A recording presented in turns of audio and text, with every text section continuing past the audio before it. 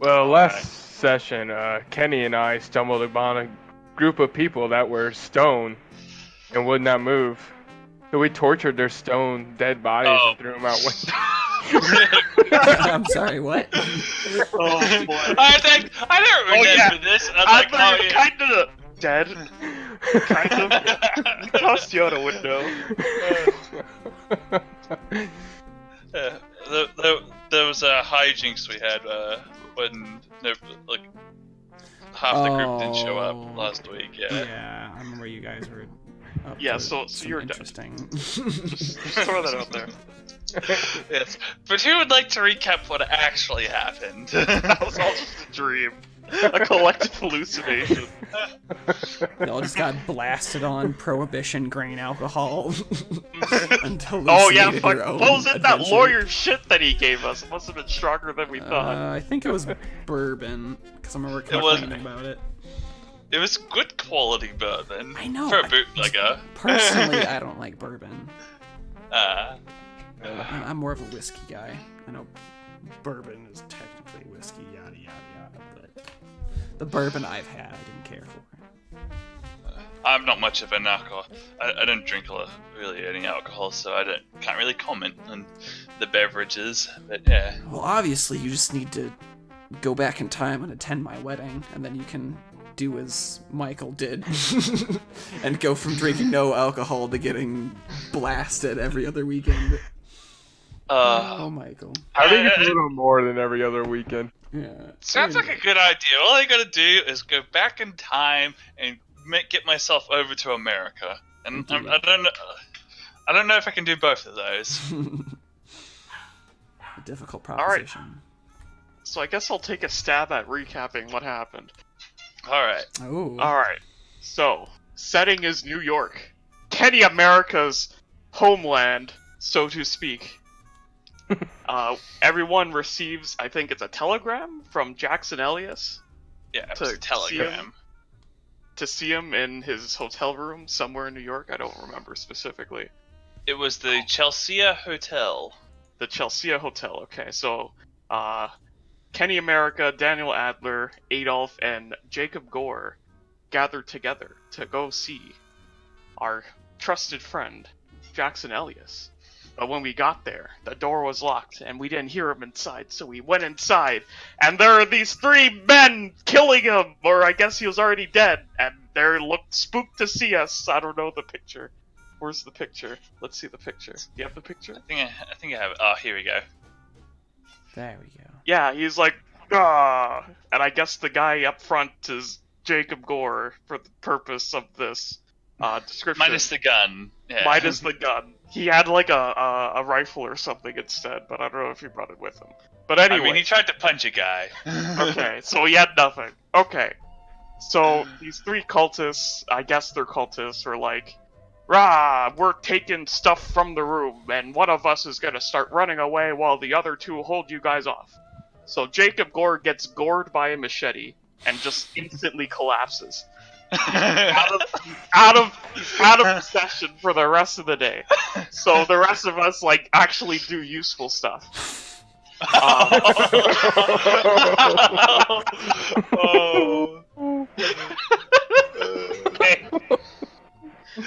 So we kill the two dudes, and then myself and Adler chase after the third, while Adolf loots the corpses or whatever he did. I don't actually remember. He just stayed behind. It was like, I'm gonna take everything. Yeah, so that's me heroically chasing after. I think there's only one cultist, but let's subtract the one running down the stairwell and just look at the one that I'm heroically battling up top. That's Kenny America right there. So that's me, and because of my tiny frame and nimble feet, I was able to keep up with the last cultist as we ran through the streets and the alleyways.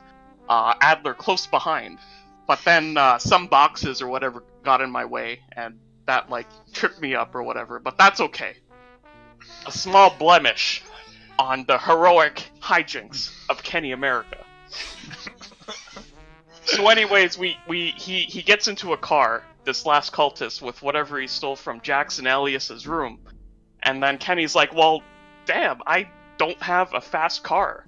But my Then good beat, friend and trusted motherfucker. ally, Daniel Adler, had like the Rolls Royce of the 1920s, which might actually be a Rolls Royce, but I don't actually remember. No, it was a Packard Twin Six. Okay, a Packard whatever. I just know it was fast and it could catch up with the guy. So listen, here's what happened. Daniel Adler, the professional driver, drove 10 feet for like the quickest drive-by I've ever been in my life. I go over the hood of the car and I shoot like a couple shots at the cultist driving away with my pistol, and he just goes down. And there's a crowd of people. Adler's like, don't worry, I got this. And then I'm like, okay, sure, let me go check out this guy and what he's got. And he's got some documents or whatever for some leads for the investigation that Jackson Elias wanted us to join him in. So anyways, since Jackson's dead and all, after like the aftermath of whatever happened, the police happened or whatever, they were like, you guys are good, whatever, you're good people. So we go to Jackson's funeral, a little sad or whatever. I guess he's dead. I said a few words because I actually felt bad because he was a decent guy. But then, like, his editor, I think, and his lawyer were there, and they're like, hey, we knew Jackson. You know Jackson, let's get drinks. Well, I don't know if they said get drinks, but... I mean, maybe not in public when there's a bunch of reporters around during the Prohibition era, but yeah. Yeah, exactly, you know? They Anyway, were talking about getting to, like, hey, maybe we should hang out. something like that. I think the editor gave us his card or something. Yeah. And then, like, we made plans with the lawyer to meet at Jacob Gorb's hospital room. Because he was in the hospital from being gored by a machete. Mm-hmm. So we went there, and then the lawyer guy's like, hey, here, have some bourbon. And everyone's like, oh, cool, bourbon. It's Prohibition, let's get drunk. So anyways, he's like, yeah, Jackson's dead, but he, like, left a last will and testament for you guys. Here it is. Basically, you're gonna do his dirty work now that he's dead. Here's a bunch of leads.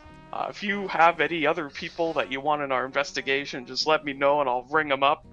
And yeah, I think that's pretty much where we're at. Yeah. Oh, nice. Good, Yeah. good. How accurate was that? Pretty accurate, yeah. Yeah. I have some clues I want to refresh people on, because I know Okay. it's been a while since our last session. Jackson, he had a weird symbol carved into his head. Yes. The detective mentioned that the killing of Jackson has been like the latest in a spree of murders that were supposedly solved. The 9th victim in 2 years. There's no connections between the murderers, whether race or class. We were looking at seeing a Dr. Mordecai Lemming, who apparently had identified the symbol that was carved into the heads of the victims as some sort of African death cult related. Captain Robin arrested a man by the name of Hilton Adams as the culprit for these murders, and he happened to have the supposed murder weapon in his home or whatever when he was arrested. So Captain Robin pinned it on this Hilton Adams guy. Lieutenant Poole thinks that this Captain Robin is, in somebody's pocket or something and was being, essentially paid off to just close the case. And thinks that they're ritual murders of people who learned too much about whatever this organization / cult is. And I think that's about it. What were the leads that we were interested in? So we're going to speak to Jackson's editor. Jonah. Yeah, we're going to Hit up the newspaper. hit up the newspaper, learn about the previous murders. Mm-hmm. And We're gonna hit up Miss Katonic. Before that, we were going to hit up Dr. Mordecai / yeah. this Hilton Adams fellow Oh then yeah, hit because he was on Miskatonic, death row. and then Oh. hit Harvard.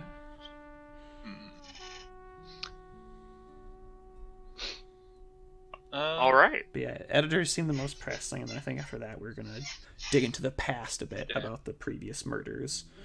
Yeah. Jonah said he had a couple of Jackson's old letters that he sent to him during his travels.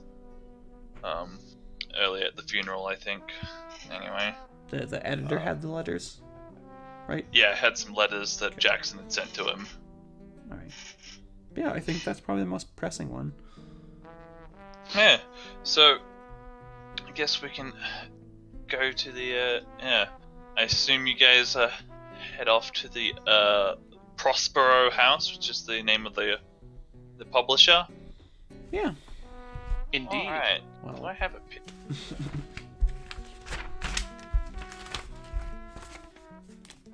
I gotta delete this. Oh. But yeah. Yeah. So yeah. Oh. Prospero. Oh, sorry.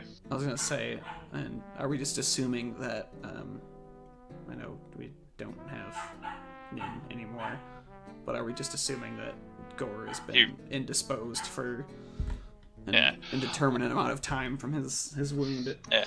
I think it's like he that, and he's just not interested in the prospect of getting cut up again. Yeah. He's like, screw you guys, look at what this machete did to me. Imagine what else will happen. This really hurt. I do not want machete. any part of this. He just keeps mentioning the machete, because that's his only character development, the machete. Yeah. Oh. But I have a map of New York. I think Prospero House is on here. This is actually a map of Harlem. I got shot by my good friend, and this guy can't take a machete. Actually, no, it's not. It's not. It's the other map. Whoops. Sorry. Hey, Yeah. the Bronx! Mm-hmm. Where is I can't do an accent from there. Prospero House? I can't either. 14. I'm just gonna try.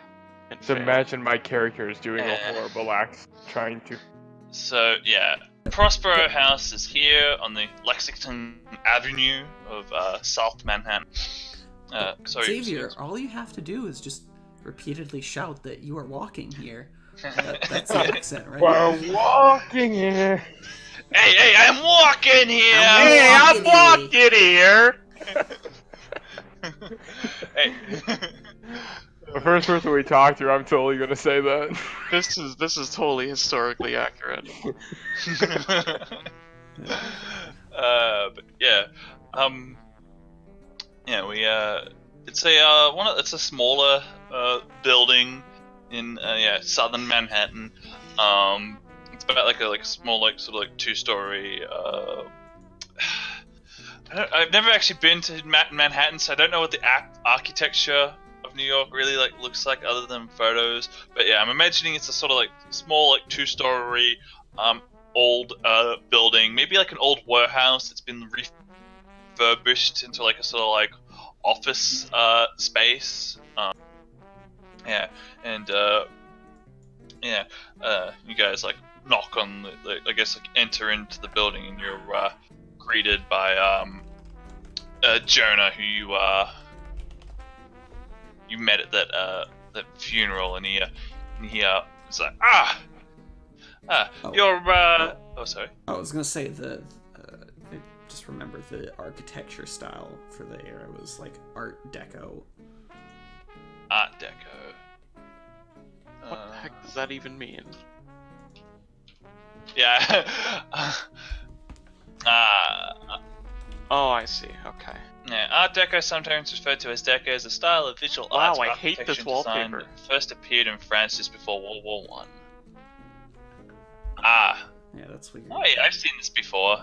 Yeah, just look up Art Deco in images, and that'll get you the idea. Okay, yeah. The Prospero House isn't that fancy. It's a small-time publisher. There's this slim chance you've read some of their books. But yeah. What are they publishing? Is it actual novels, or are we talking They fiction? published they publish like a little bit of like kind of everything. The Pulp Fiction doesn't really. I don't think it appears to like 30s. Pulp Fiction, so they probably wouldn't be doing that quite yet. What is it? Penny Dreadful or something? Or what's? Yeah. Something like that. Yeah. Anyway. Yeah, something like that. Despite this adventure going into great details about things, they don't go into the catalog of Prospero House, sadly. But yeah, they seem to be mildly successful. I need to know. What if it's important for our investigation? Yeah. Yes, I needed a complete and detailed history of the publishing house. Now you know the pain that I felt when I had a player ask me what the brand of a washing machine was in an abandoned house. What brand? No, seriously, what did they publish? Oh, okay, wow. Anyway. They publish Ellis's books. They publish books. They publish books generally of good quality. Generally. Yeah, like rating quality or like material quality. What have I done? Both. But you said generally, which means sometimes it's inferior. God damn it. This might be a clue. Hold on, I'm writing this down. Generally good quality. Suspicious? Question mark? Important. Double underlined. Okay. Alright, let's keep going. We're making you guys progress. done making fun of me? No. I mean, yes, but... But yes. Anyway.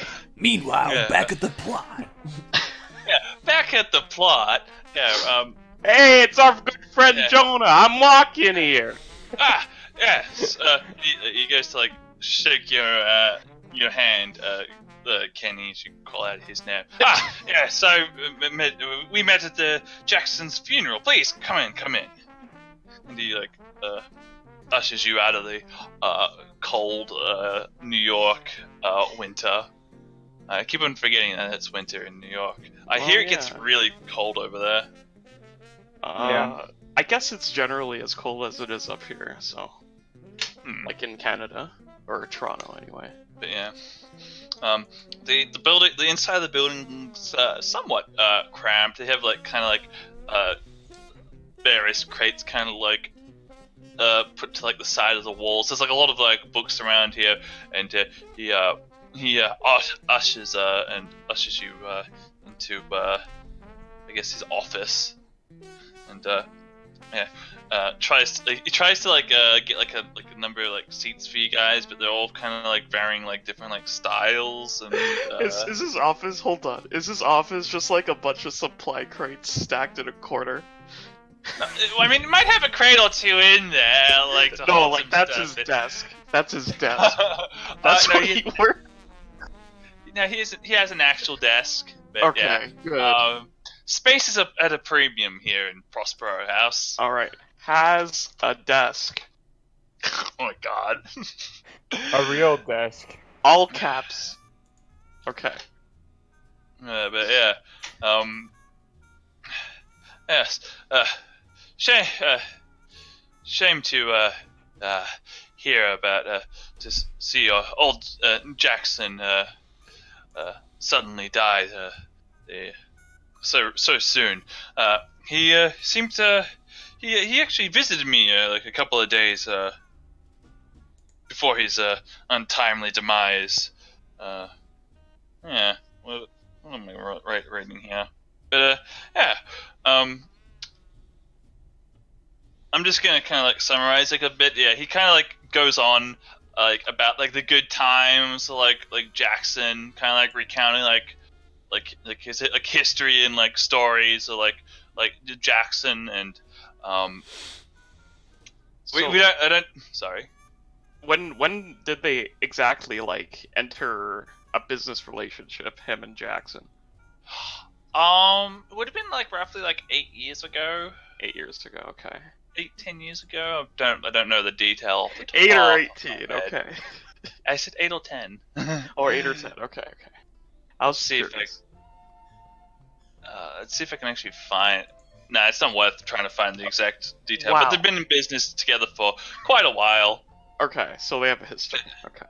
Yeah, he goes on to talk about like all the wild adventures that Jackson had all around the globe, and he even like mentions him telling him about like his wild adventure in Peru that he had. Though Jonah seems a bit unaware of certain details about that adventure that you guys all probably remember quite well. The mummies. Like he recalls it a bit differently than Yeah. we do.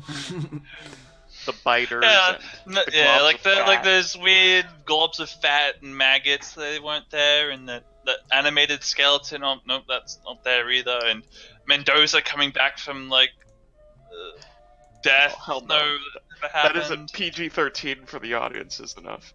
You know. Yeah, it seems that Jackson kind of withheld the more nastier elements of his adventures from Jonah, but yeah.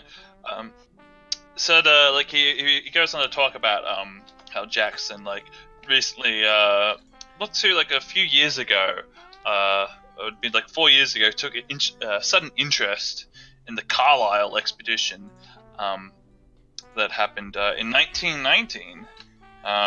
He came under the impression that not all was what it seemed. He believed that certain principles of the expedition had actually survived the massacre in Kenya, and became very interested in tracking down the truth. Occasionally, from time to time, Jackson would send his notes to Jonah, and like just like to keep him up to date. And Jonah kind of like rumbles like kind of like through one of his like drawers, and he's like, I think I kept them around here somewhere. He's like, yes, here's It's in this crate. Let's see if I can actually find the note myself. Oh yeah. So yeah, he sent me. Yes, here's one of this. He sent me this letter in his time in Nairobi. Oh yikes! And, Oh boy. Jackson did not have good handwriting, I gotta say. Yeah. It'd be better if it wasn't so like. Do you have a transcription, or shall I attempt? No, I do not have a transcription. Okay. I'm sorry. Let's see it. Dear Jonah, big news! There is a possibility that not all of the members of the Carlisle expedition died. I have a lead. Though the authorities here deny the cult angle, the Natives. The natives sing a different tune. You wouldn't believe the stories. Some juicy notes coming your way. Oh my. This one may make us all rich. Blood and kisses. Jay. Oh, that's romantic. Is this like the 1920s version of cybering? Oh god. What are you guys doing in here? Was he one of those hetero or homosexuals? I heard about them. Those them deviants. Yes. I think I have the notes somewhere around here. Oh, here they are. Luckily, they're in a somewhat better handwriting, better condition than his letters are. Oh, thank It's God. typed. Oh, Yeah, he took the time to type this one up. Thank goodness. Last thing I wanted 'Cause to his hand- read was more of his Tinder messages to his buddy.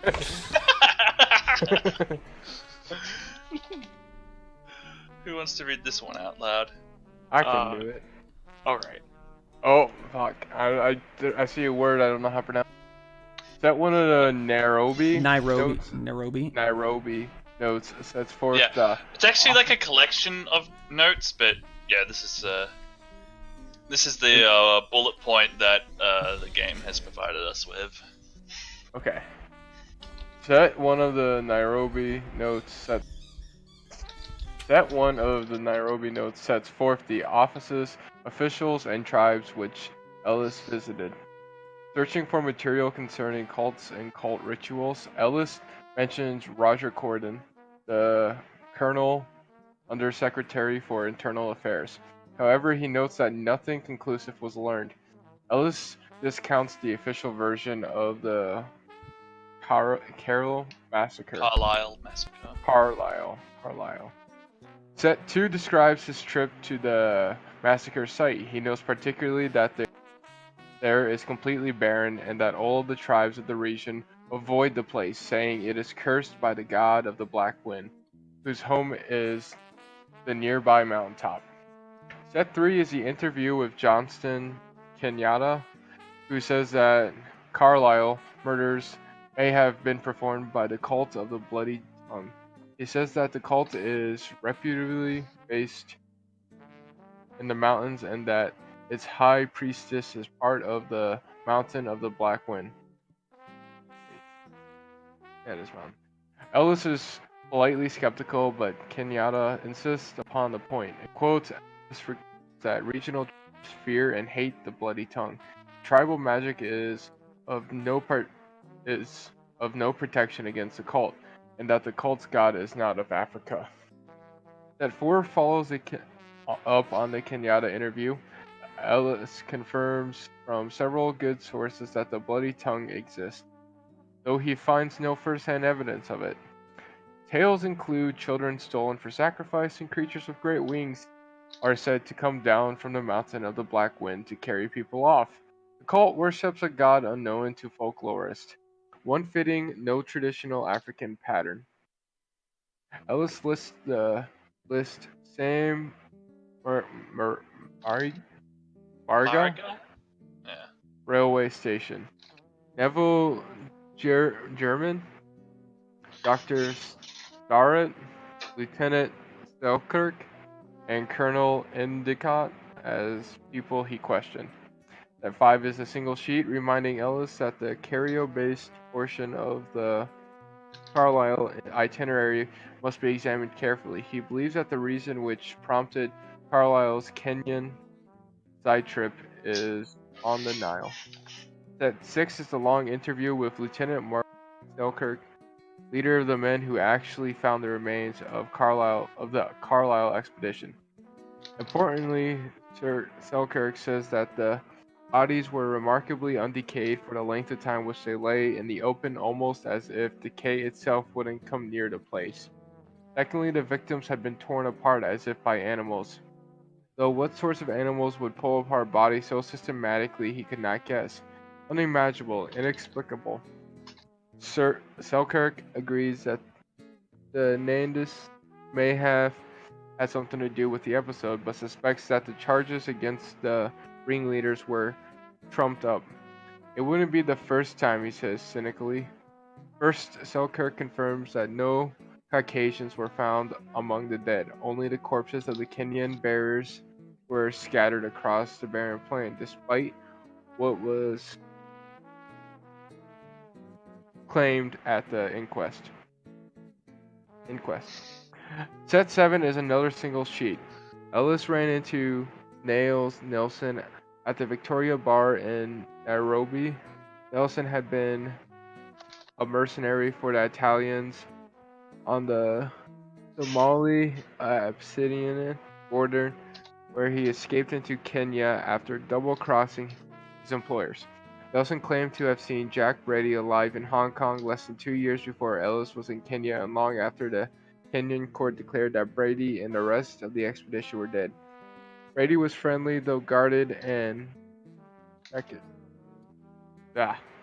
Nelson didn't press the conversation. This report only strengthened Ellis' belief that the principal members of the expedition still live.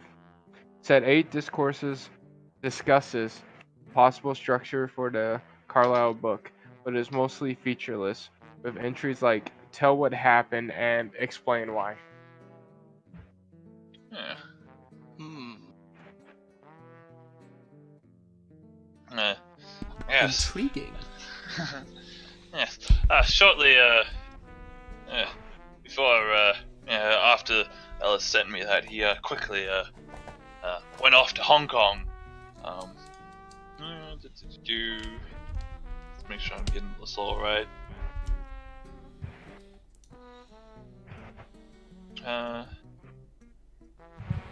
Yes, he contacted me in Hong Kong, but he didn't elaborate much, just saying that things were going nicely, but after that his contact became rather more scarce and scarce, and the last time he contacted me before that was in Lumber of December 16th.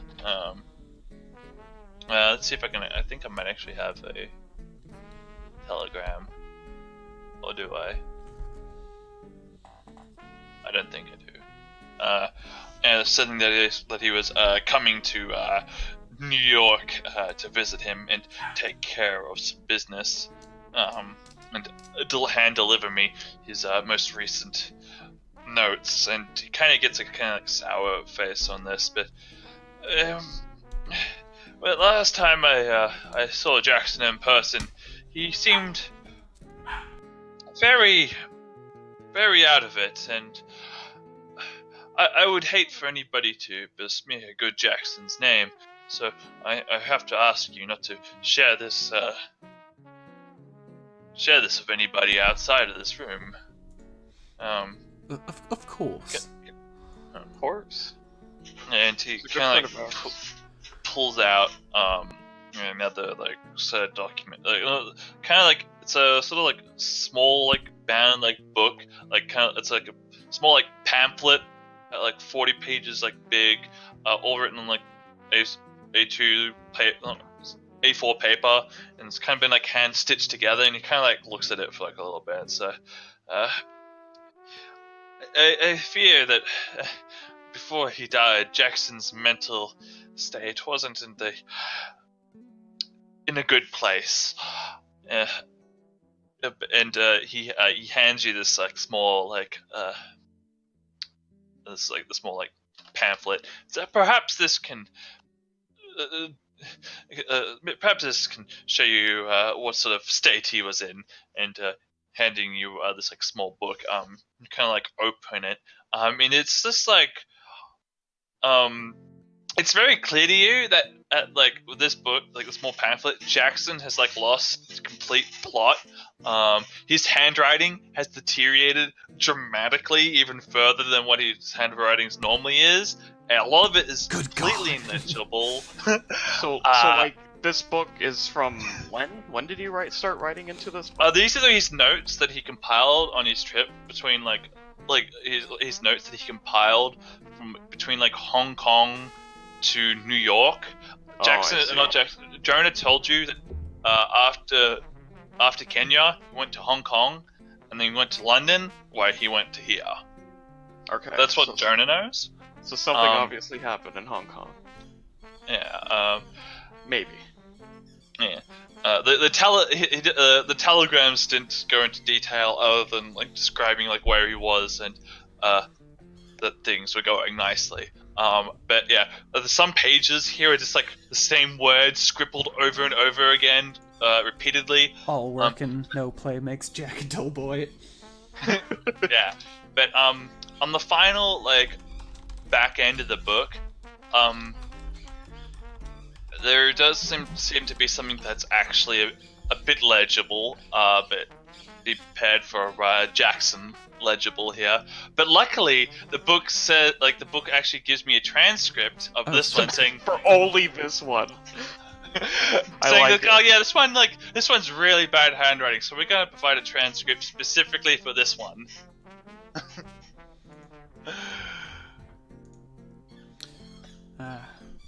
Many names, many forms, but all the same and towards one end.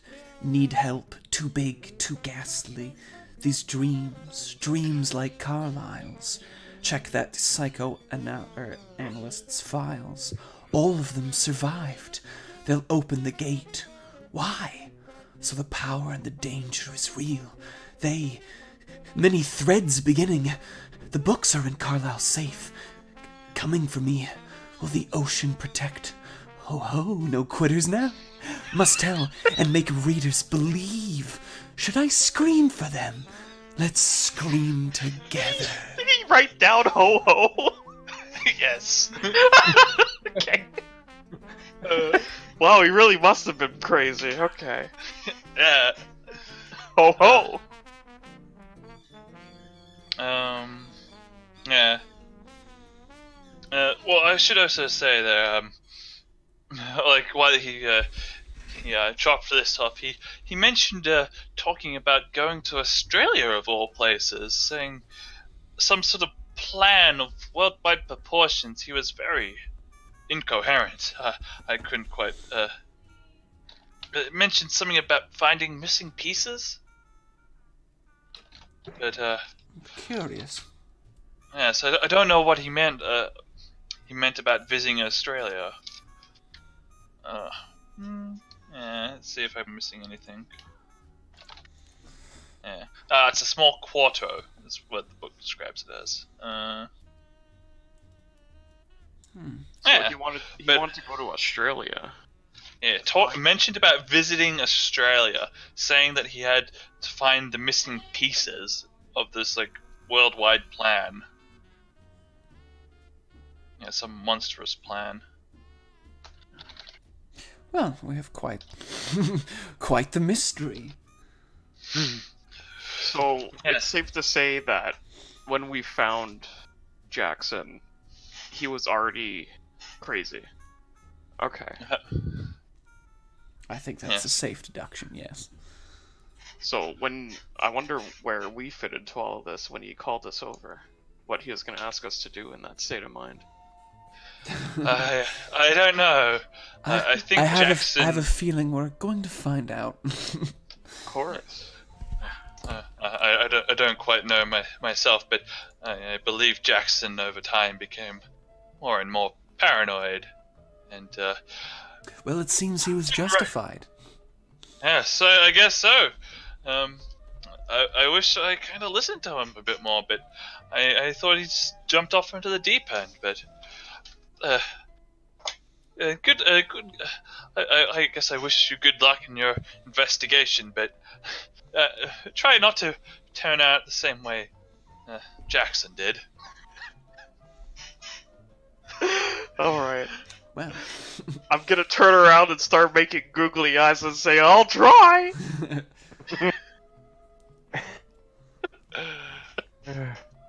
Anyway, let's get out of here, because I think I might have just burned a bridge. Did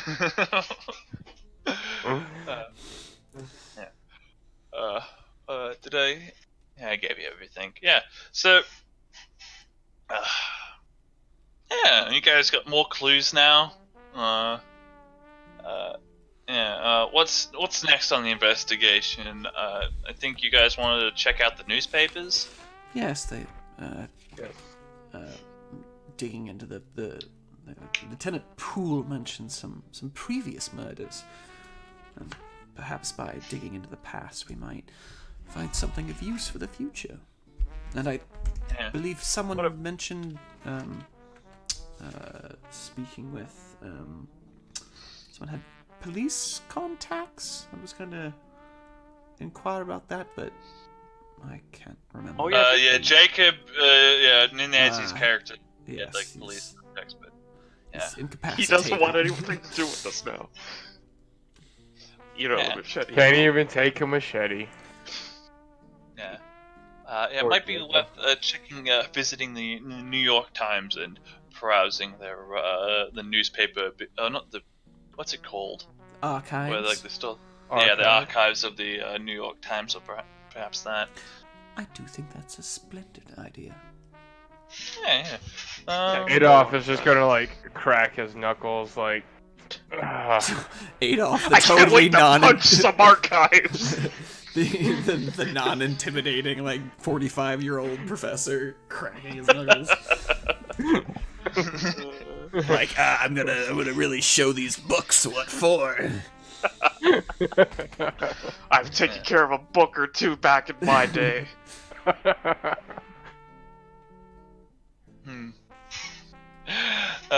So yeah, we head off to the New York Times. Oh boy. Yeah. And the like you have to like pay like some like small minimal like fee to like access the archives, which even the poorest amongst you could easily afford. Wow, thanks. What Thanks. is providing something in case the gang is entirely a group of transients? Yeah. We're gonna play a globe-trotting adventure as literal homeless. That's hobos. Oh my god. There is an occupation called hobo. Oh, yeah. No, you know what we should have done? We should have all been hobos and like illegally immigrate everywhere. We'll be illegal aliens wherever we go. We don't pay the ship's fee. We just like smuggle ourselves into the cargo, or pass a bunch of stealth checks. Or arguably more demeaning, like we become like the hired immigrant crew, like working below decks, shoveling coal. All and we shit. say is C. We just say C to everything they say because we don't understand. No hable anglais. No hable anglais. Okay. Oh god, I'm now picturing a party composed like entirely of like non-English speaking like Mexican laborers. And we're all in New York. Oh god. That would have been so much fun. We also would have failed horribly, but it would have been hilarious. Yeah. Of all the skills you need in this game, English is definitely one of them. Okay. But yeah, you hit up the archives, and I'm guessing you're looking into the Carlisle expedition and the murders. Yes, I think that's All right. I had a folder for this. Oh, here we go. Newspaper clippings. So, yeah, folder. I probably am not going to need like a library use check for this, as it's like the archives here are very very organized. well organized, and this is like the stuff you're looking into is pretty recent. So I hope so. It's the NYD. Yeah, it is. It's like if no one can use it, then what's the point? Yeah, just a warning. There is a lot of clippings. So here's the first of many. Good heavens. Big Apple. Yeah, Big Apple Dateline. So this is like when the Carlisle expedition first started getting its legs in 1990.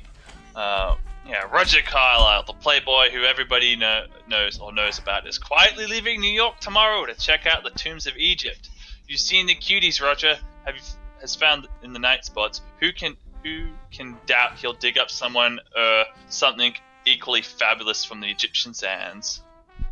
Why is New York spelled like New York? New York. Did they put their accent into their? That's what I was thinking. New York. Because if you look at the upper left, it says New York. It had to be like intentional. What? Yeah, like that's such a New York Times. Or wait, New York Pillar. Okay. New York. New York. New York. New York. Here's the next one of the Carlisle expedition embarking for London. I remember when I was a young whippersnapper. Who'd like to read Going this around getting the ladies. I can do it. Oh, go ahead. Okay. Led by the fabulously wealthy playboy, Roger Carlisle, the Carlisle expedition departed this morning for the Southampton aboard the British steamship Imperial Standard.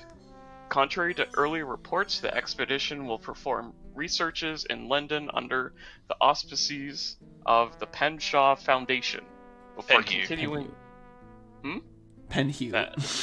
Oh, Said I added Penshaw. an S. Okay. Penhu And an A. Foundation, New York, before continuing to Egypt next month.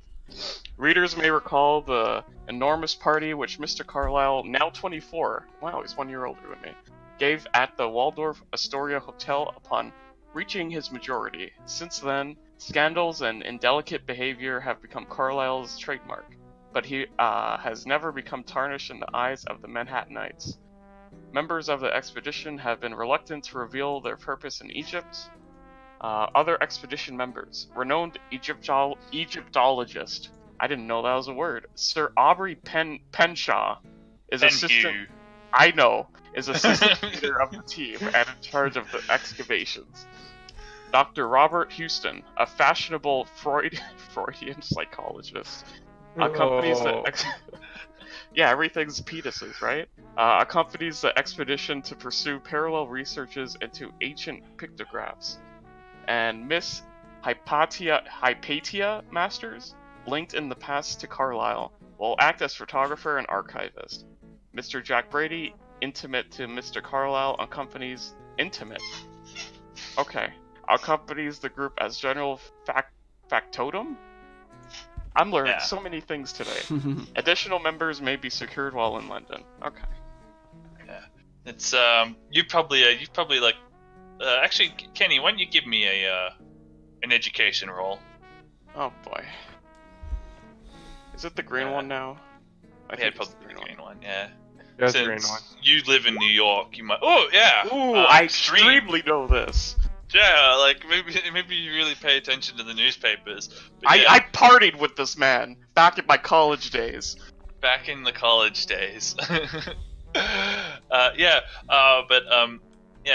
You know, you heard like maybe like reading from like newspapers or something that Jack Brady and Roger Carlyle are in, Roger Carlyle is actually a bit of like sort of like a social introvert, though a bit of an extrovert. He knows a lot of people, and a lot of people know him, but very few people know him like well. Oh, like in a close circle of friends, kind of thing. He doesn't really have friends that you'd call in like a traditional sense. But Jack Brady is like the pretty much the only person that he would call friend. They're like the shortly after like meeting, like the two were like everywhere. And he's kind of like known for being Roger's bodyguard. Oh, I see. Okay. So his lone friend and confidant. Yeah. But more newspaper clippings to come. Woo! Yeah.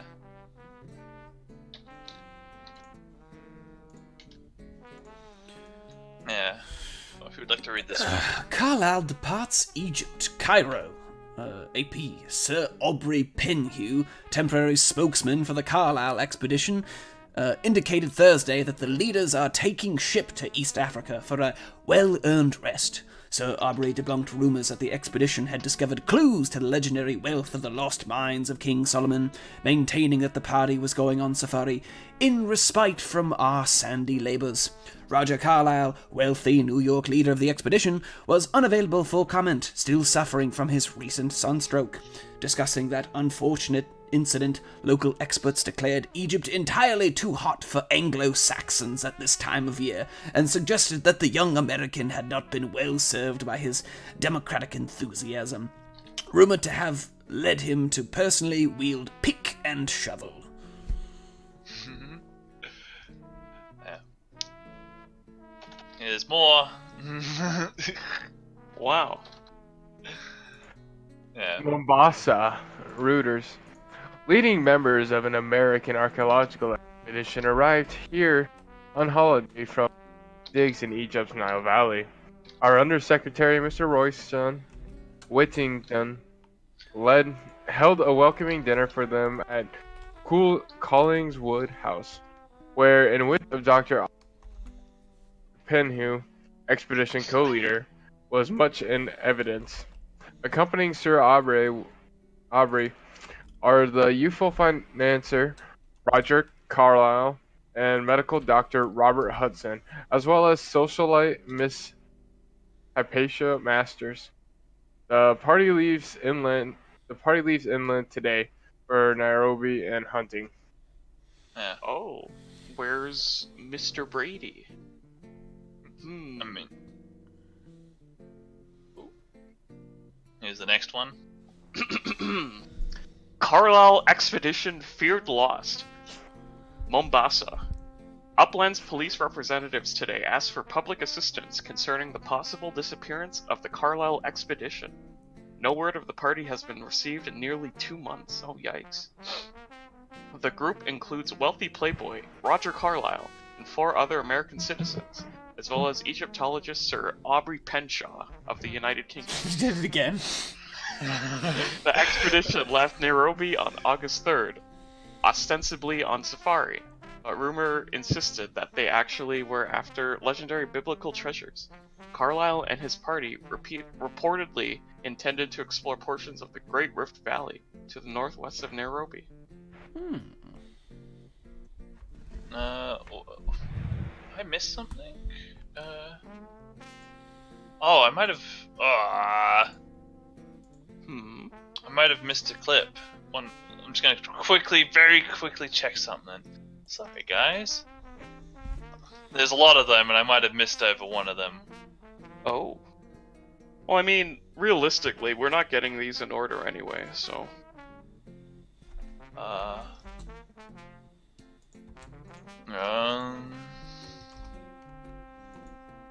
Okay, yeah, I found... Wait.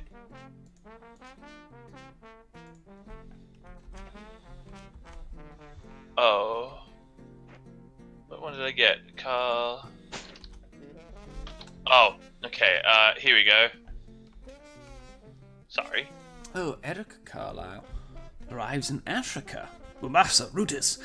In response to clues, Miss Erica Carlyle, sister to the American leader of the Lost Carlyle expedition, arrived in port today aboard the Egyptian vessel Fount of Life.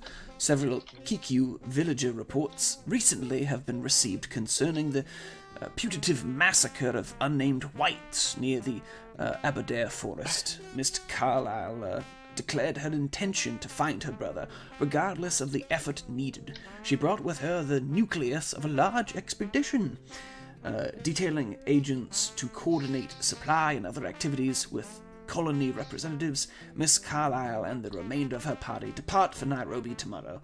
Her companion, Miss Victoria Post, indirectly emphasized Miss Carlyle's purposefulness by recounting the rigors of the voyage.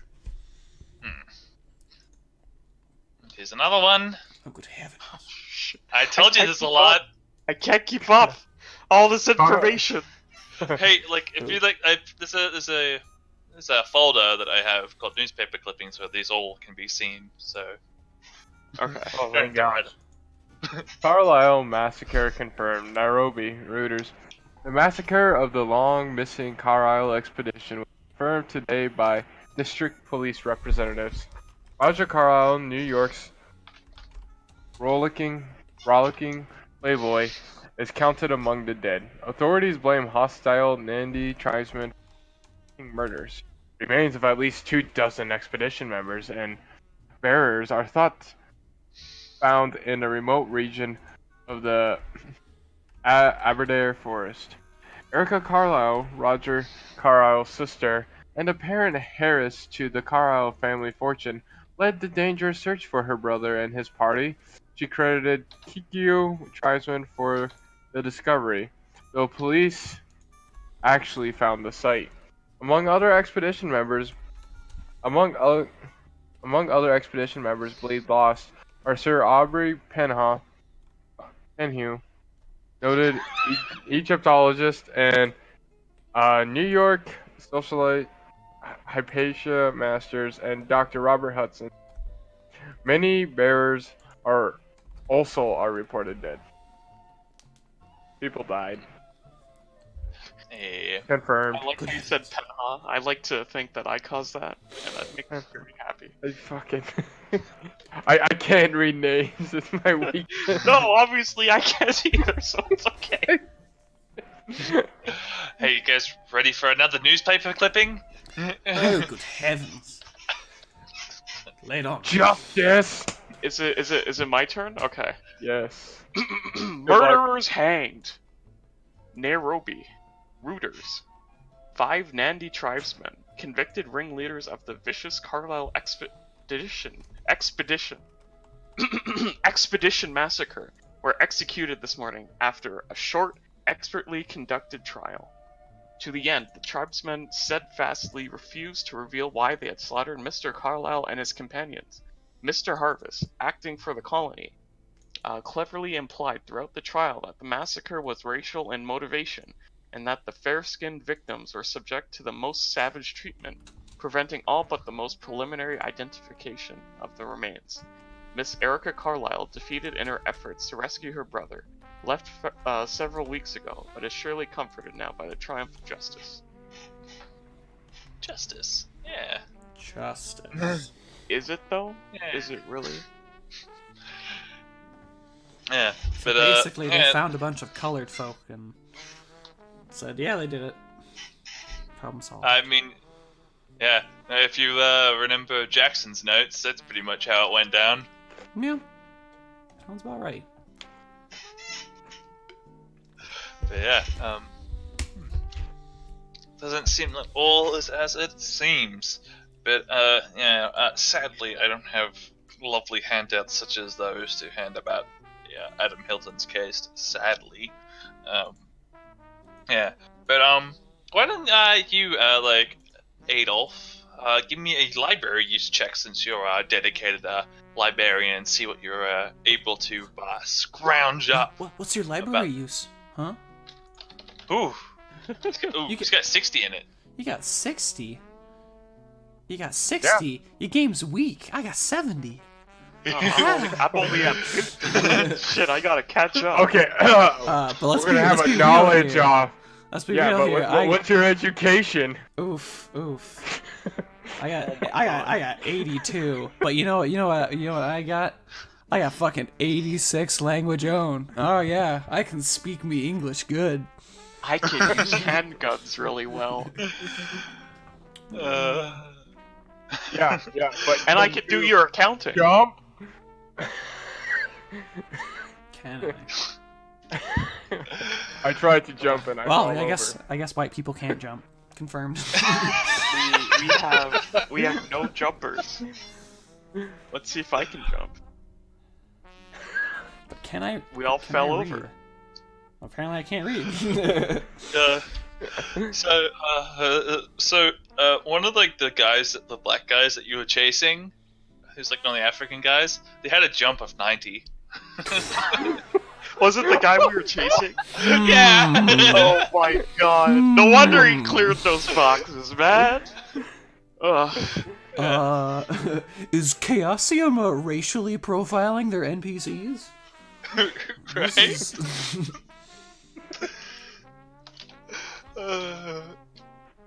Yeah, anyway, sorry. Well, he couldn't out jump a bullet. Oh god. This is terrible. Moving along. Yeah. Anyway. So yeah, the general sort of you're able to get like a good understanding of like what's been happening through like the eyes of the press. The first 2 bodies have no like definite link between them. The third murder ends up baffling the police, and a very bare connection between the victims, like the newspaper has managed to form, is that all the victims had visited Harlem at night at some point. But Harlem's a very big place, and it's very popular at night, so not much of a connection, but we got a connection there. We at least have an area. Yeah. The first bodies were found in different precincts, so sharing information between the cops don't have like a unified like police force like across all of New York. Okay. Yet, and so like sharing information is actually pretty like difficult between police. So the investigation naturally suffered because of that. Eventually, everything was transferred to Captain Robinson of the 14th Precinct. And then after that, not much happened till Robson arrested Hilton Adams at the scene of the 8th murder. Yeah. Yeah. He arrested him at the scene of the murder? He was arrested at the scene of the murder with the murder weapon. Yeah. You also noticed with all these like articles, Adolf, they're all written by the same journalist. Let me What's find his the name? It's a her. And there's also, Her? Yeah. She By can't have a job. This is the 20s. Yeah. By a Rebecca Schoenberg, and she works at the New York Times. Do we have a notes thing here? Would she be at the building we're at? Yeah. Well, we're at the New York Times. I would hope Well, so. I don't know 20s work spaces. Jeez. Yeah. Anyway. Oh, I might as well ask for this, but Trevor, why don't you give Daniel Adler an extreme, like, if you get an extreme education role, I'll give you this. You might remember this minute detail. Oh, good heavens. That's Are you quite- gonna have a break blast? quite the roll. Yeah, Nah. Would it be something I would remember, or am I too? Probably not, no. Okay. I'm guessing you might have something to deal with the Egyptologist or something. But Wait, is it because what did they work at? Is there a chance I could do it? Or city? I'll let everybody do it, and if you get an extreme, I'll tell you. You just got finished telling me that I couldn't do it, and now you're saying I can do it. Yeah, I'll just let it. Yeah, I'll just let it. Okay. It's like, I think an extreme is hard enough. I just think if anybody was gonna get it. No. Aw, not extreme enough. Not extreme enough. Well, we I- did better. quick blow a bunch of luck to get Alright, around. let's do it! Minute Remember detail. this minute detail that might not help us in the slightest. Remember the last time we tried to acquire a minute clue and we just ended up with a couple of coins and a very unsanitary person. I will tell you, it is not worth the luck. Are you sure? I'm feeling lucky. I'm pretty sure. Okay. I can't control your characters, so if you want to spend that luck to like remember this incredibly What you gotta minute do detail. Is roll your luck to determine if you spend your luck. Oh my, that's gonna make me do it though. I have 63. Okay, I'm not doing it. Okay. You're not doing it? Alright, No. yeah. Yeah, so yeah, I'm guessing you guys decide to like visit this Rebecca Strozenberg in the New York Times. Yeah, we're already here. Yeah, alright. Yeah, one of the secretaries are able to direct you to her office that she has here in the New York Times, and she knocks. The secretary knocks you. Knocks us in out. and- Oh, okay. knocks you out, knocks you in, and introduces you to Rebecca Schoenberg, and yeah, I guess like Daniel, like getting a second look at her, remembers seeing this woman once before. I'll put her on here at the funeral of Jackson Ellis, the reporter that tried to bug him, and you flew off. Boy. Here we go. Yeah. See, it wasn't worth the luck. Is that what it was? You want to Yeah, see that if was the he luck to see remembered if the like name? he remembered her. Oh boy. Yeah. I'm gonna need to pull some fast talk out of my ass this time. Cause there's no way Daniel's biting his pride on this one. I'm doubling down. Yeah, and she's like was like looking at her desk, like writing something. She looks up and she like sees the lot of you by her door, and yeah, she smiles gently. She's got this like kind of like she's like a smile on her face. It's like, Daniel Adler, I presume. What brings you to my office? And her internal monologue is like, you must be truly desperate to come to me for help. I'm just gonna wait for this to play out. I want to see. Hello. Pleasure to see you again. I'll see about stepping in, but I'm not going to. I give a little wave from like behind Adler. Composing myself. The pleasure's all mine. It's a shame we had to meet in such unfortunate circumstances. I am sorry to hear the loss of your friend, but please, what can I do for you, Mr. Adler? Yes. We have been affected by the tragic loss of our companion, and we're hoping to press you for some details on these string of murders that are apparently, supposedly connected to his death, and hopefully in finding some more information, it might bring some degree of closure for me and my friends in this trying times. I give another little wave. Yeah. When he says friend. Hi. Hi. I'm here too. Yeah, she's like nodding along with like this this kind of speech to her, like giving the like doing like that on like cue. It's like, well, Mr. Adler, I would be delighted to help, but I don't know if I'd be able to. Fuck. Fuck. Oh, okay. Was that word invented in these times? Fuck is an old word, but okay. Yeah, she doesn't say fuck. Yes. I'm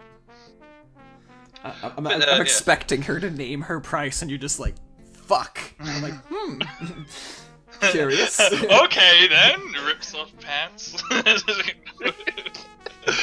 I give another little You wave. drive a hard bargain.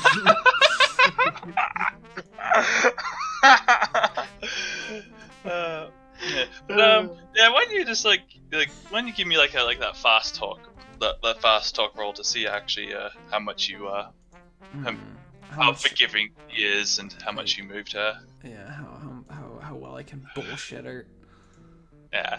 Ooh. Ooh, yeah, like she didn't take kindly to like when you brushed her off at the funeral like that. Chalk it up to the emotional trauma of the moment. Yeah. But you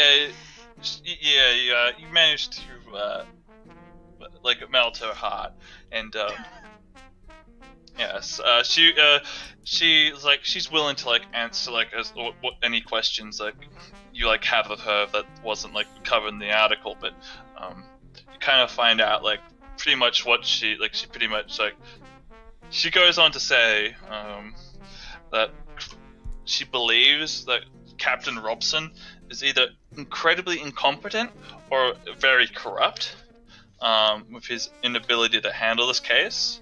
But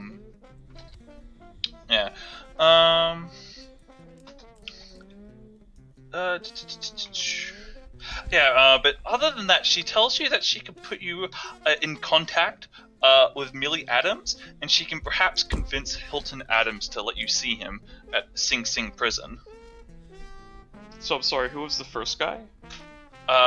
Millie Adams, the wife to Hilton Adams. Oh, the wife. Okay. Yeah, she's met him a number of times in Sing Sing prison. Though Hilton Adams normally rejects like visitors to the prison, but she believes if given some time, she can convince Hilton Adams to see you. Yeah. and she can also put you in contact with Millie Adams. She Excellent. she like takes out her like do they use phones? Yeah.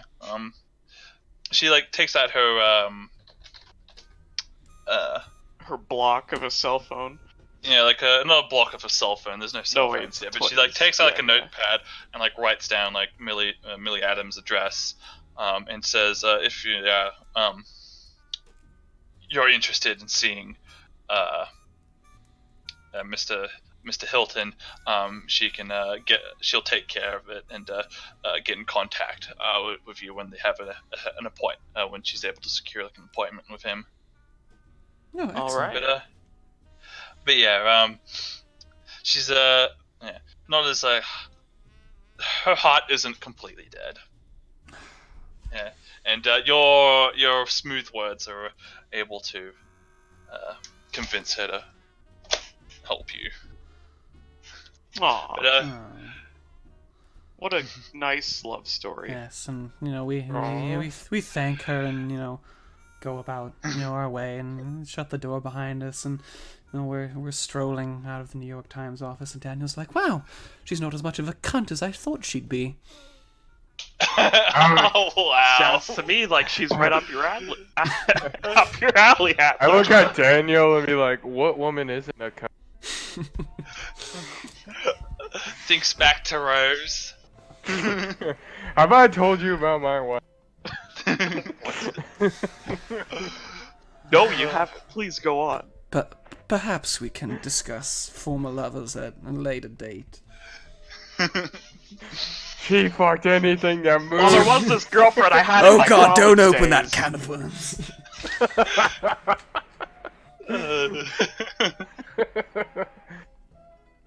All right. So what's the plan now? I believe the next step you guys had in mind was visit Dr. Lemming. told me. Yes, because Oh, yes. we're waiting to hear back from Millie, right? Yeah. She's She's contacting Hilton Adams, and she'll let you know when she has an appointment. But Millie Adams is like, she's not in prison. Yeah, obviously. She's not great. I just had to say that, she's black and everything. So there's I'm digging myself a hole here. Oh boy, just keep talking. Anyway, So, but to meet Hilton Adams, we're setting up a meeting with the wife. Yeah. No. no, I think we could just go see the Rebecca, wife if you wanted to. Yeah. Oh, you can meet the wife whenever- she's just handling that to set up the Yeah, meeting. she's handling it for you, and she'll get in contact with you when she has when she's able to secure an appointment at Sing Sing prison, which she totally plans on attending that herself. Of course. Oh, wonderful. I have to see the woman again. It's okay. I can run a pretty convincing distraction. I'm sure you can. I'm walking here. That, Mr. Look America, at me, I'm walking. Of that, Mr. America, I have no doubt. See what I tell you? Works every time. I suppose you guys want to visit this Dr. Lemming. Yeah. Yes. He's located somewhere in Murray Hill. The Murray Hill Hotel, which is I believe that's also in South Manhattan. Yeah. Actually, not too far away from Prospero House. Yeah. I think on 5th Avenue or something. But anyway,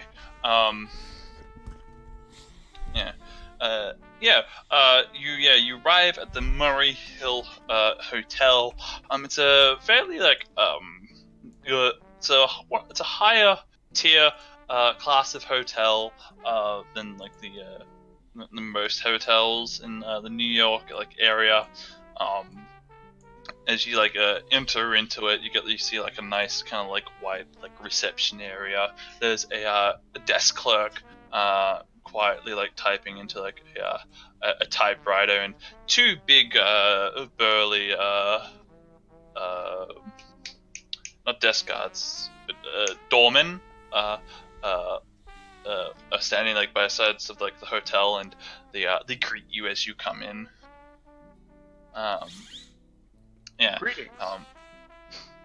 Yeah.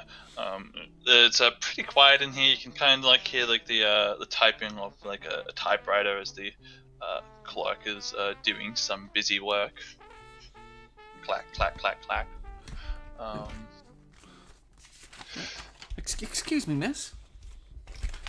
And she looks up to you. Yes, we'd like to meet with Dr. Lemming. Let me call up and I'll see if he's seeing visitors. And she takes off takes off a rather fancy looking phone call, rather fancy looking phone, and dials in. I'll just to sweeten the deal a little bit. I'll introduce ourselves as Professor Adler and Adjust your Professor tie. Plank. Dr. Plank. Or I got Dr. my Plank. PhD. Yes. I guess we're both doctors technically, but Wow, I'm in good company. Yeah. She dials in the number to the room with the big rotary phone. And she has a conversation on the phone, and she kind of looks at the clothing of you guys, and I imagine Daniel's rather well dressed. of course. But what about Kenny America and Adolf? How are they dressed? Adolf probably looks like a professor wearing like a blazer. Well, I'm like the He type looks of like his guy. picture. Adolf looks like his picture. Adolf looks like his picture. Nice. I guess Kenny would be like, he's trying to look good, but he's on a budget, so you can kind of tell. Adolf, you slammed that many points into credit rating? Yes. You didn't need to do that. I already took that bullet. Oh, Oh jeez, you guys are both very rich. hey, it's all right. They can So cover you- my you- expenses. You could have put that into something more useful. You guys will see my bill. In a I couple fund of my days. own research. I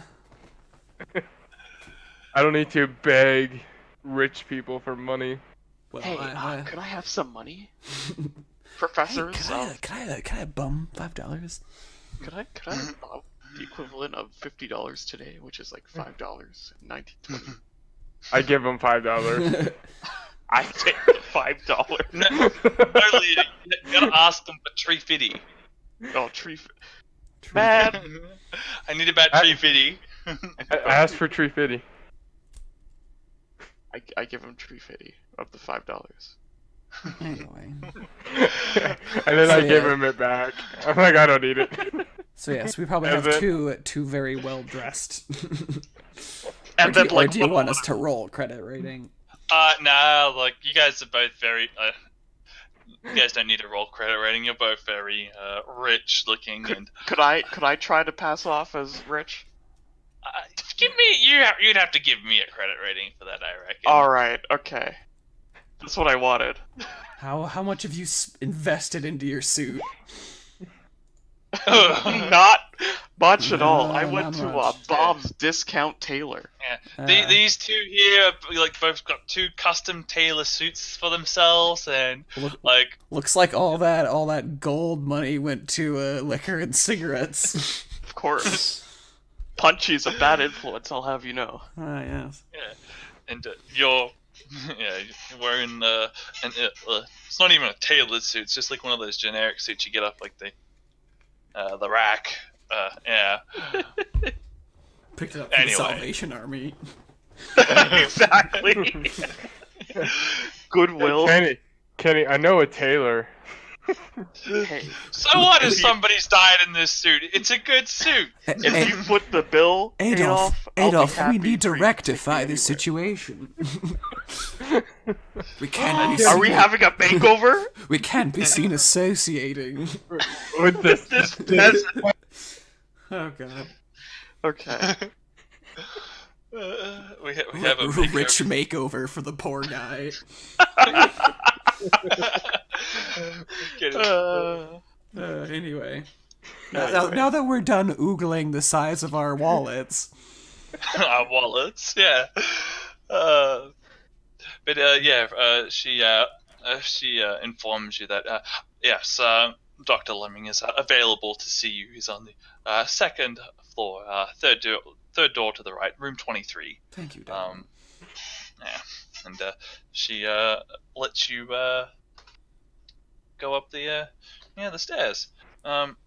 Yeah, and it doesn't take you very long to find the room. There's a man standing outside of the door that you've been directed to, and he's more of an older gentleman, roughly around in his 50s. Let's see if I can find his picture. Here we go. Yeah, a bit of a older man. He's got a bit of a receding hairline, and he seems quite lively to see you. Good God, he's huge. Oh my God! It's like he's a half giant or something. Anyway, what were you saying? He seemed. What was his reaction? Yeah, he seems quite ecstatic to see some rich people and to request him. Yes, and he's you must be my guests. I am Dr. Mordecai Lemming, and you are? Pleasure to make your acquaintance, Dr. Adler. And these are my associates, Dr. Plank and Mr. America. Dr. America to you. Yeah. Well, a pleasure to see all three of you. Please come in, and he you just like bullshit yourself like in the middle of the like Yeah, introduction. because I'm surrounded by all these doctors, and I'm like a fish out of water over here. I'm like Mr. Junior. I start with like the Mr. and you're like Doctor America. Yeah, and I like adjust my suit really quickly, like that's Doctor. You know, like you're like adjust the suit, like one of the buttons like pink like falls off. And I bent over and pick it up. Your like bow tie is like crooked, like at a 30-degree angle. And then my hair gel like comes loose. And Got a little like cowlick, you know, like sticking out. I still have that smile as I'm like trying to rectify everything. I'm just looking at him. You just hope that like if you smile wide enough, like the whole situation will just blow over. Exactly. Okay. Great.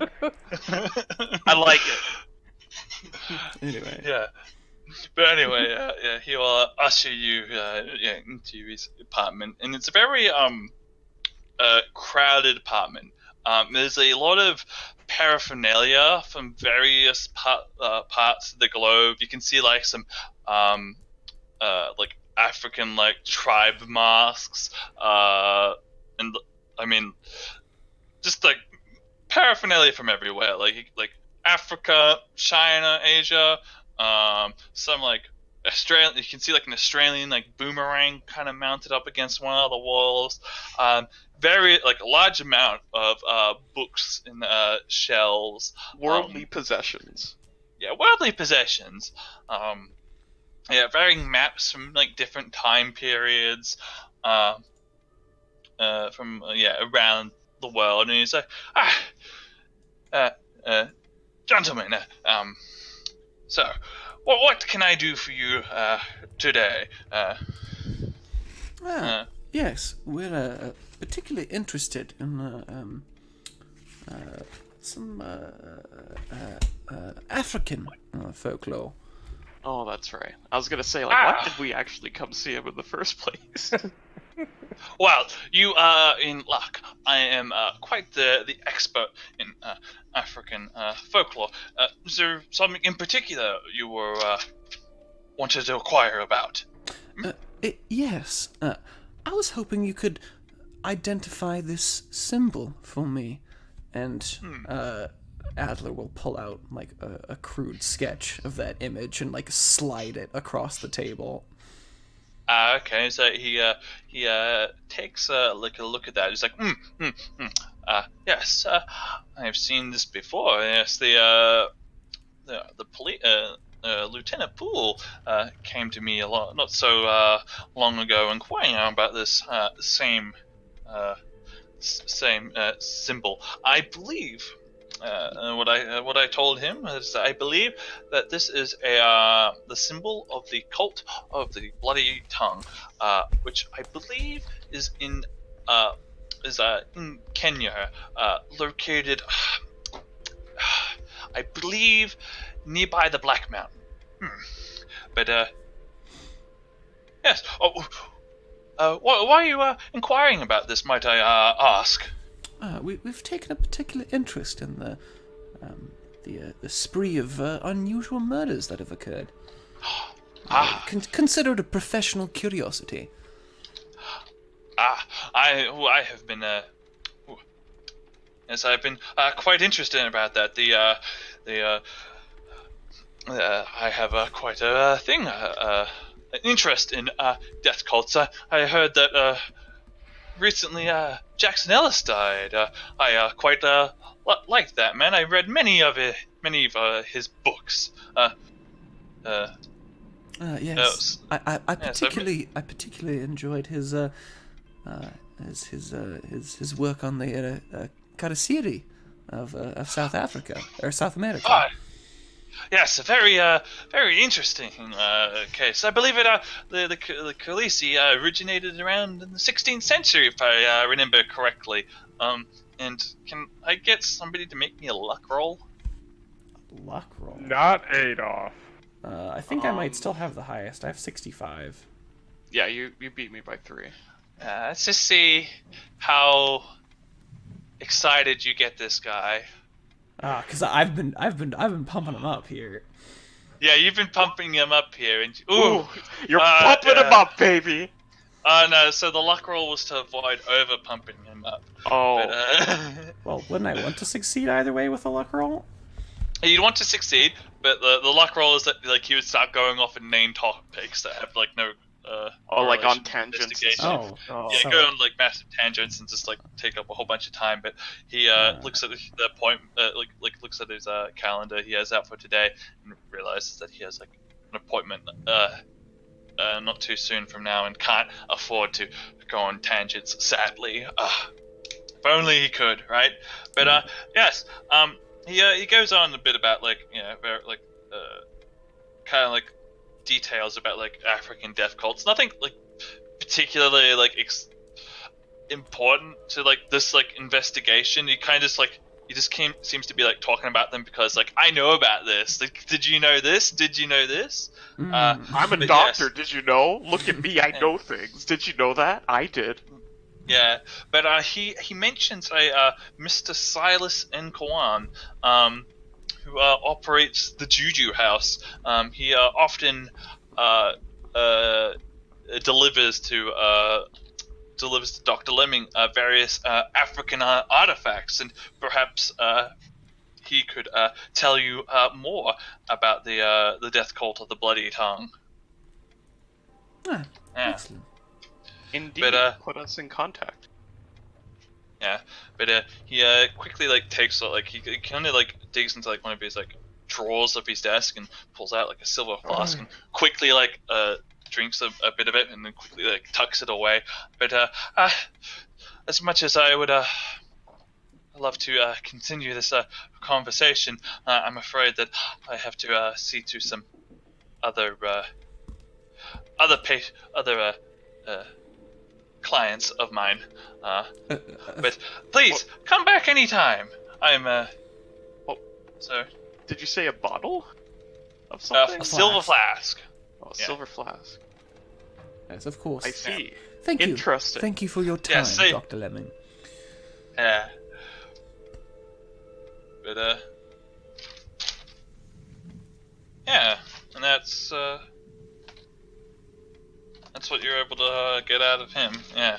Quite the excitable fellow. Yes. Good thing you succeeded at that luck check, because he can get very excited. Yes. Good thing you were just boring enough. Just but not too boring.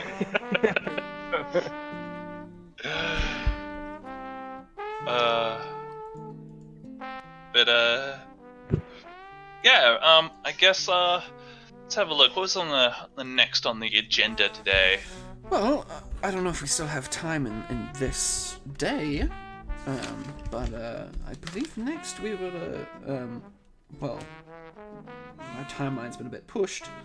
We were hoping to meet with Hilton Adams, but that might take a while. But in the meantime, while we're waiting to meet with him, we did want to take a trip to Miskatonic and/or Harvard, since I believe we had to meet with one of the Professor Cows? He was a temp professor. Temporary. Yes. Oh, like from a visiting- Australia. Oh, Yeah. another connection. We saw something. One of the guys had like a business card of a show. Yeah, It was a pamphlet. Yeah. Yeah. I remember happened because to- I thought it was like as we were chasing the guys, and I was like looking, I was like, oh shit, is that happening right now? No. Grog was like, no, it was a few days ago. Oh yeah, the Cult of Darkness. Yeah. Professor Anthony Cowles. The University of Sydney, Australia. Yeah. Presently Locksley Fellow of the Polynesian Esoterica at the Miskatonic University, Arkham. An Aussie. Well, at least he's not a Kiwi. We can all agree.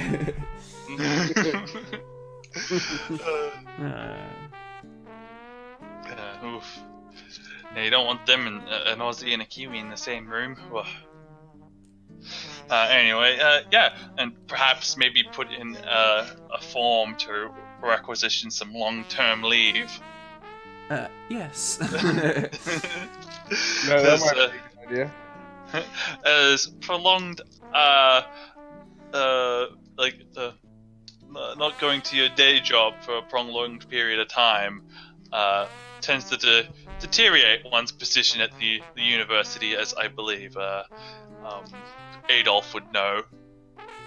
Yes. Oh, you can get it back. You just come back. You know. Technically, snatch it. you've never really left for like huge chunks of time. There's a little... Remember when he was disappeared for a couple of weeks while we were hiding in his home? That's true. That's true. But still, a couple weeks is nothing compared to I'm gonna be gone for the next couple of months as I trot across the globe.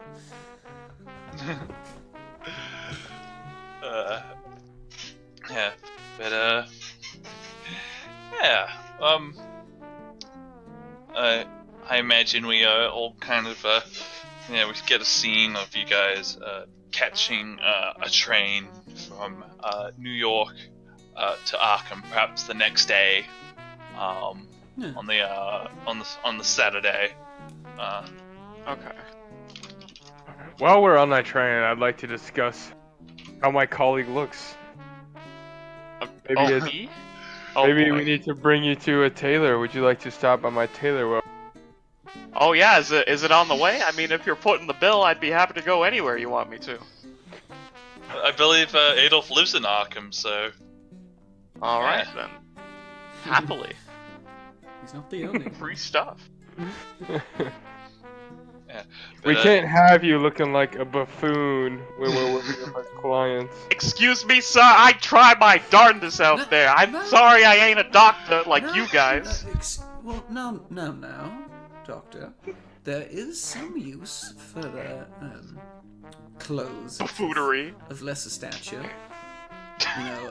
In this particular garb, one finds oneself quite memorable and easily identified in a crowd. See, if you were to be garbed in such clothes as Mr. America here, you might more easily slip amongst the rabble of New York. Yeah, see, there is a reason for all this. Kenny took that pretty well. No insult to you, Mr. America. I'm simply saying that such vestments have purpose. That's what I'm saying. You know what, Adler? You're smarter than you look. Thanks a bunch for explaining my point better than I could. Yes. However, that does not negate the fact that we are still going to see fit that you find something boy. more appropriate for formal introductions. Of course. And then another button falls off of my suit. It like just like barely fits. Like you have to like hold in your gut while you like do the buttons. Like, okay, it's like, you know when you wear like a button-up shirt or something that's too small for you, and it's like in between each button, it's like there's gaps. Like, you know what I mean? Like the fabric is like clearly distressed. Yes, that's my suit Like right now. fraying at the edges, about to explode. Exactly. Yeah, if you flex too hard, you might just like rip the entire There's suit that apart. one like questionable stain that like never quite got cleaned out. It's like a musty yellow. Yeah, and it's like near your crotch as well. Like it's like it's kind of embarrassing to wear it. Like it's not like regular, like it's not like cotton or whatever. Like it looks like you're like wearing like a fucking burlap sack that was like stitched into a suit. Oh boy, okay, you know what? I'm not fucking homeless. There's no Anyway. clothing I'm wearing. I just want to put that Anyway. up there. As amusing as this is. Yeah, we see like two like really rich men, and we got Kenny America there standing in a burlap sack. I like to imagine that like it's actually like it's a fairly average suit, but like we just continue to talk about it. Like the longer that the two of us Like stare the at rich it, be like, assholes that you are. yeah. Oh boy. You know, like it starts like, oh, you know, like I've got like a nice suit. I mean, I could use a nicer one. And, like obviously, it's not super wealthy, and like just like innocently, like the two of them like just keep picking out details that are like just unacceptable. But like, It's like the more you look at me, the more it's like what do you call it? It's like one of those spot the difference puzzles. oh god. It's like the differences start like piling up as you look more at me. Until we go from like indifferent about the endeavor until we're like absolutely like disgusted Like, by your you attire. need this. You need this makeover. You need to take this if we need to progress. Well, look at the We bright cannot side. continue to stare at you and your vestments until this matter is resolved. Oh, A little rip appears in my trousers. Anyway, Okay, well anyway. back to We're on the train. okay. Well, look on the bright side. You could be wearing a barrel instead of a suit. I'm wearing clothing. or I'm the thankful for that. piss-stained rags of a vagabond. Alright, okay, you know what? I'm done with this conversation. Let's just have a nice train ride. Alright? Solve some mysteries while we're at it. Yeah. Like where you went wrong with your clothes. Yeah. What a grand mystery that is. Alright. Arkham. Dear old Yeah. Arkham. Dear old Arkham. I kind of hate to bring it up, but we're coming nearly to the 2-hour mark. Okay, let's have a makeover. Let's Yeah, have a we'll have makeover a- scene. Improvise. Yeah, I think we have enough time for a makeover scene, but I don't know if we have enough time for the one of Anthony Cowles. Yes, we're going to interrupt a very important mission to Give Kenny America the makeover he deserves. I can't see you. I can't have my colleague like this. And just like pull at his fabric on his like a loose string, and it just kind of keeps Mysteriously- coming. It just keeps Mysteriously pulling from- more. The walk from the train station to the tailor, like one of the sleeves of my blazer is missing. It's just ripped clean off, and no one knows what it is. your suit is just like disintegrating as this trip goes on. Like you fucking like throw open the doors to the tailor and like it's like falling apart. Listen, I need service. You just like Please. you just fucking like burst through the doors, just like close and like fucking collapses, like it just like spools into like thread. Yeah, a group of like assistants and the tailor like pick you up and like start performing like measurements as you like lay there unconscious. One of the assistants like calls to their manager or whatever, and is like, "Boss, we need help." This is an emergency situation. Break out the big gun. This man needs 15 cc's of clothes. Adolf whips out his checkbook and he's like, I'm on it. And he runs to the back. Just prices. I'm like, you're sitting there, like dying of clothing loss, and like Adolf and Adler are sitting there like bickering over like what details of the suit to like be put on you as you're both holding like 2 hangers of suits and you're like trying to point out like what each of you is looking clearly for in a suit. the bespoke one is the superior choice. No, I believe the tweed is. You're just like, God damn it, just give me the fucking suit. Delightful. This suit has a more uniform appeal that he can wear for his many activities. He's not like us, Mr. Adler. But you don't understand. I want something with comfort and durability. Oh God, no! We've forgotten the most important and pressing issue. Do we go with the necktie or the bow tie? All right, now listen here, Adler. This is non-negotiable. It's gonna be a bow tie no matter what. And with that statement, Adolf will take off his bow tie and gift it. Okay. Oh shit! Oh, how convenient, trying to pinch a few pennies. This is my favorite bow tie. Today, you join the ranks of men. Adolf, nothing would make me happier to join your group of men. Men and only men. Manly men! on a boat, on a long seafaring voyage. The YMCA song plays in the background.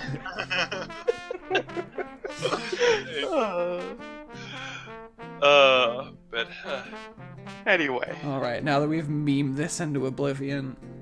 I have a suit. Yes, write down that you have a good suit on your. Okay. Sheet now. But yeah, let's talk about leads. So we got three of them today. What leads are you guys interested in pursuing for next session? So, obviously Miskatonic, since we're here. Probably Return, and if it's available, Hilton Adams. If not, considering we've got time to burn, I'd probably go to Harvard and inquire about the missing book.